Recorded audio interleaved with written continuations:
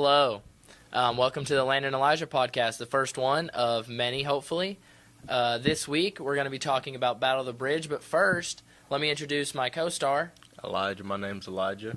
And we're just going to be talking to y'all and having some fun.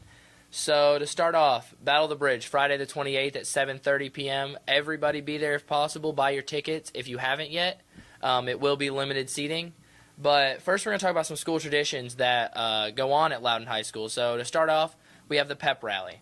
The pep rally is a huge, huge deal. I mean, I think it's one of the biggest of the year. It is the biggest of the year, and it is tons of fun. Miss Correa does a great job running the pep rally, and tons of games, tons of fun, and way to cheer on the sports team, before we get ready for this big game.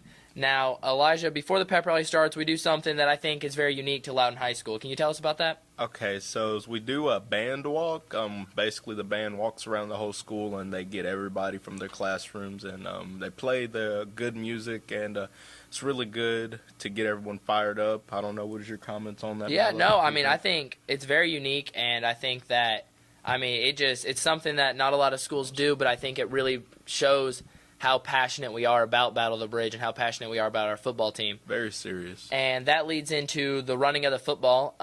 So this year we will be running the football across the bridge to LC, and it is a very, it's a pretty old football, and we run it every year, or one of the schools does, across the bridge, and I think that really represents the Battle of the Bridge, in a nutshell. It really puts it all together of, the bridge separating the two cities, just running it across. And after that, I think the tailgating starts, and the tailgating I personally think is one of my favorite things. Tons of good food, tons of fun, lots of games with everybody. But there's one more tradition before the game actually even starts, and it's one competition that we normally win at Loudon High School. Elijah, can you tell us about that? Battle of the Chicken Nuggets, and it's where 80% of the food goes to the food drive, and it's a really good thing to do, and makes you eat a lot of chicken and whatnot, and normally we win that on this side, so just a really good thing to do. So make sure to donate your money and eat lots of chicken. And yes, our day is Monday at Chick-fil-A, actually. So Elijah, what would you say your favorite memory of Battle of the Bridge or Spirit Week is? Definitely the student section over there where everyone's painted up. It's definitely the lit side. It's always good. I recommend sitting over there if you want to have a good time. What is your favorite thing or your? I have to agree. The student section is amazing at Loudon High School, and we really do have a lot of energy. And I think with the music and the band and everything, it's just a lot of fun cheering on your team and seeing all the. I think the student sections really fuel the level of play on the field, and I think both teams really bring their A game every time we play them, and I just think it makes for a great football game every time. Now we have some more fun stuff. Let's talk about score predictions. What do you think is going to be the score of Battle of the Bridge? I say 20-0 or 25-0. What are your score predictions? I'm going to have to go 38-17. I think Loudon's going to bring our A game offensively.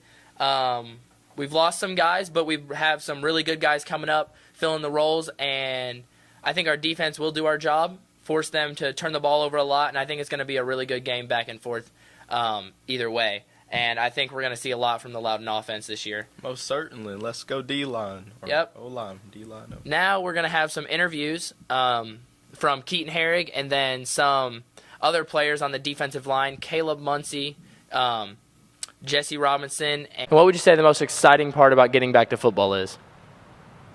Probably walking out in front of the crowd. That always gets me excited when they start cheering for us. Yeah, but especially the student section. They go crazy. How has the coronavirus changed y'all guys' preparation for the regular season? Well, we didn't have our scrimmages, so basically this would be our first scrimmage, so there's probably going to be a lot of mistakes during the game. Okay. And do you think that the lower attendance of Battle of the Bridge is going to affect the level of play and energy on the field? It probably won't affect the play because you'll be able to hear better, but guys probably won't get as pumped up because the crowd won't be as big. Okay. And when it comes to offense, you guys lost a lot of big-name players last year. Are we going to see the same Redskin offense trying to score as fast as possible out there on the field, just pounding it down every time? Absolutely. Okay. And Just tell me, what does football mean to you, and what does the football program mean to you? Everything. Okay, thank you. So you guys got to fill some big roles this year, losing some big-name linemen last year, Emerson, Whitfield, and Burnett. How are you going to handle stepping up into those roles? We're just going to have to work hard, put some effort into it, you know what I'm saying? It didn't really hurt the offensive line losing them because only one of them played, so most of us still have a lot of experience, considering all of us started last year besides Muncie, who didn't play. Okay. And speaking of that, Muncie, the other guys have been playing in this program for about 3 years, and you decided to take a break after middle school. How has it been, like, getting back into the swing of football and getting back in this program? Well, you know, I think it's been a pretty good transition. Feels good to be back. And I just got to work hard to prove myself again that, you know, I just got to be there, do it, get work done. Jesse, this is your senior year. You played 4 years in this program. What are you looking forward to most going into the season? Any personal records or team records you're looking to set this year?